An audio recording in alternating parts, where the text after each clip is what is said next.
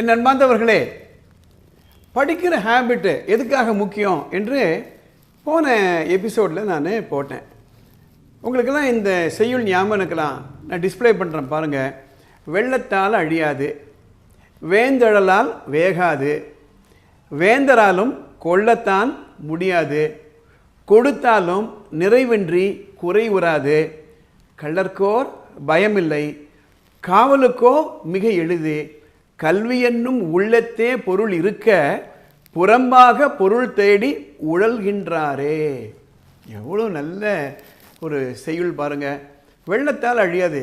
கடந்த சில நாட்களாக எவ்வளோ வெள்ளம், 200 ஆண்டுகளை சந்திக்காத ஒரு மழை பெஞ்சதுன்னு சொல்கிறாங்க. நிறைய வீடுகள்லாம் அழிஞ்சு போச்சு, நிறைய ப்ராப்பர்ட்டிலாம் போயிடுச்சு. ஆனால் யாருன்னா சொல்ல முடியுமா, நான் படித்ததெல்லாம் வெள்ளத்தில் போயிடுச்சுன்னுட்டு? வெள்ளத்தால் அழியாது, வேந்தழலால் வேகாது. ஒரு வீடு பற்றி எரியுதுன்னா ஒரு வேளை இந்த டிகிரி டிப்ளமோ சர்டிஃபிகேட் எழுதலாமே தவிர படிப்பு போயிடாது. வேந்தழலால் வேகாது, வேந்தராலும் கொள்ளத்தான் முடியாது.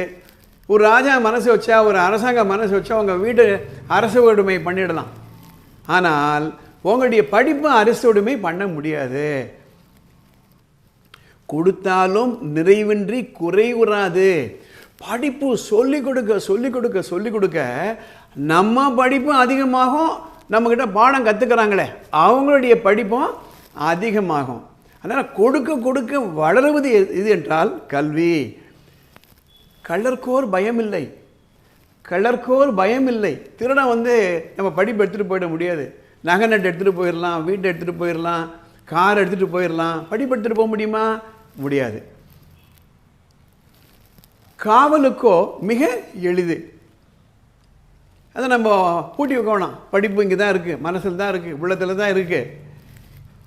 இதெல்லாம் சொல்லிவிட்டு கல்வி என்னும் உள்ளத்தே பொருள் இருக்க வெளியிலெல்லாம் போய் நம்ம அனாவசியமாக சம்பாதிக்கிறோமே, அதெல்லாம் விட கல்வி.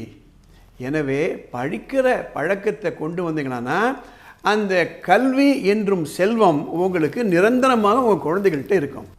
இப்போது எப்படி படிக்க வைக்கணும், how to make children read என்பதை 10 காரணங்கள் பார்க்க போகிறோம்.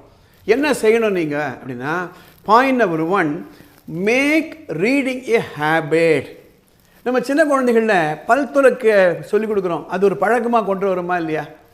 வீட்டிலேருந்து வெளியில் போய்ட்டு வெளியில் வரும்போது கை கழுவிக்கோன்னு சொல்கிறோமா இல்லையா?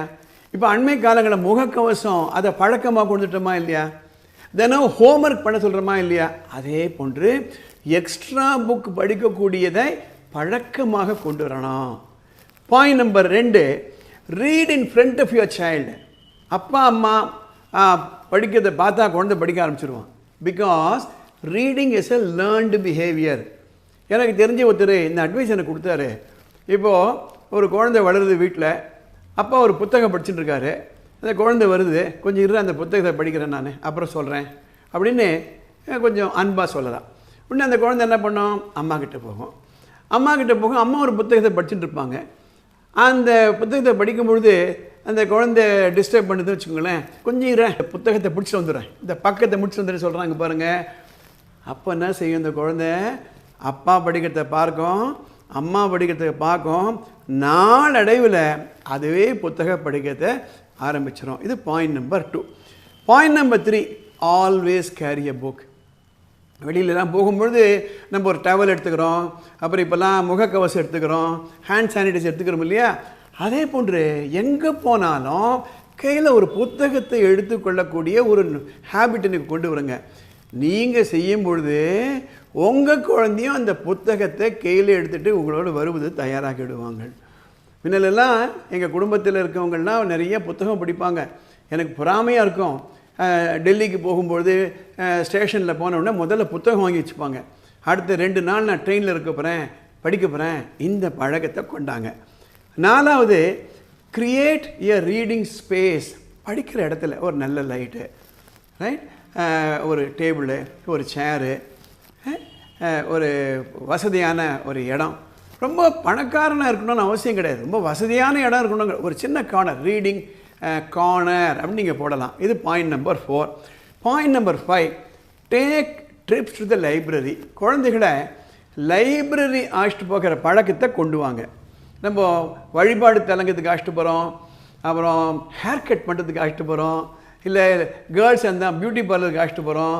அதே மாதிரி லைப்ரரி, உங்கள் ஊரில் லைப்ரரி எங்கே இருக்குன்னு உங்களுக்கு தெரியுமா?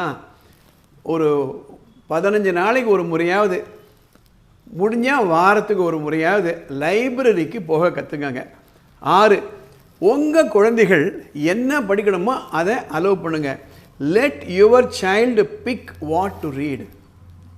அந்த குழந்தைக்கு ஸ்போர்ட்ஸ் பற்றி இன்ட்ரெஸ்ட் இருக்கலாம், ஸ்போர்ட்ஸ் புஸ்தகம், டான்ஸ் பற்றி இருக்கலாம், அல்லது குழந்தைக்கு சரித்திர நாலேஜ் தேவைப்படலாம், ஆசைப்படலாம், சரித்திர புத்தகங்கள். நீங்கள் என்ன படிக்கிற விரும்புகிறீங்களோ அதை படின்னு சொல்லாதீங்க. நான் ஹாரி பாட்டர் படித்தேன், இந்த புக்கு வாங்கி கொடுக்குறேன் படி. No. So let your child pick what to read. 7வது, encourage your child to buy books. புத்தகம் வாங்கக்கூடிய பழக்கத்தை குழந்தைகள்கிட்ட கொண்டு வாங்க. உங்கள் ஊரில் இருக்கக்கூடிய புத்தக கடைக்கு அழைச்சிட்டு போங்க. புக் ரிவ்யூ படிக்கிற பழக்கத்தை கொண்டாங்க. ஆக என்ன ஆகும், இந்த குழந்தை தன்னுடைய ஃப்ரெண்ட்ஸோட பேசும். இந்த புத்தகம் நான் படித்தேன், இந்த புத்தகம் நான் படித்தேன்னா அவங்களும் அந்த புத்தகத்தை வாங்கக்கூடிய ஒரு பழக்கத்துக்கு வந்துடுவாங்க. 8வது, keep speaking about book reading. இப்போது ஒரு இடத்துக்கு போகிறோம், போகிற வழியில் நான் அந்த புக்கை படித்தேன், நான் கூட அந்த புக்கு படித்தேன், இப்படி பேசும்பொழுது அந்த குழந்தைய சொல்ல, அப்பா நான் இந்த புக்கு படித்தேன். So keep speaking about reading a books. 9வது point, learn more about how kids read. இன்டர்நெட்டில் பார்த்தீங்களன்னா குழந்தைகள் எப்படி படிக்கிறாங்க அப்படின்னு சில ஆர்டிகல்ஸ் எல்லாம் இருக்கும். அல்லது உங்கள் மற்ற பெற்றோர்கள் அவங்களோட பேசுங்க, எப்படி குழந்தைகள் படிக்கிறாங்கன்றத புரிஞ்சுக்கங்க. 10வது பாயிண்ட்டு, முக்கியமான point, reduce television internet time. இதுதான் ரொம்ப முக்கியம். இன்னும் கேட்டால் இது முன்னாலே போட்டுக்கணும். இப்போ படிக்கிற ஹேபிட் போகிறதுக்கு காரணமே டெலிவிஷன் வந்தாச்சு. ஃபேமிலி டைமே இல்லை, சோஷியல் டைமே இல்லை. யாருன்னா ஃப்ரெண்ட்ஸோ சொந்தக்காரங்களோ வீட்டுக்கு வந்தால் கூட டிவியை பார்க்க உட்காந்துருவாங்க. அவங்க ஒருத்தர் பேசிக்க மாட்டாங்க. இப்போ என்ன ஆகிடுச்சு தெரியுமா ஆச்சு, ஒவ்வொரு வீட்லேயும் 2 ரூம் இருந்தாலும் 2 ரூம்லேயும் 2 டெலிவிஷன் வச்சுடுறாங்க. இவங்க பார்க்குற சீரியல் வேறு, அவங்க பார்க்குற சீரியல் வேறு. So reduce television and internet time. இந்த இன்டர்நெட் வந்ததுக்கு பிற்பாடு வைஃபை போட்டு கொடுத்துட்றோம், அந்த ஸ்மார்ட் ஃபோனில் எதையோ பார்த்துட்ருக்காங்க. இதை குறைக்கணும். ஆக இந்த 10 வழிகளை நீங்கள் கடைபிடித்தால் உங்கள் குழந்தைகள் படிக்குவதற்கு ஆரம்பித்து விடுவார்கள். இந்த சேனலுக்கு சப்ஸ்கிரைப் பண்ணலன்னு சப்ஸ்கிரைப் பண்ணுங்கள், பெல் பட்டன் அமுக்குங்க, கமெண்ட்ஸ் பாக்ஸில் போடுங்க, உங்கள் நண்பர்கள்கிட்ட இந்த சேனலை பற்றி சொல்லுங்கள். அடுத்த எபிசோடில் பார்க்கலாம். ABS வித்யா மந்திர், திருவள்ளூர்.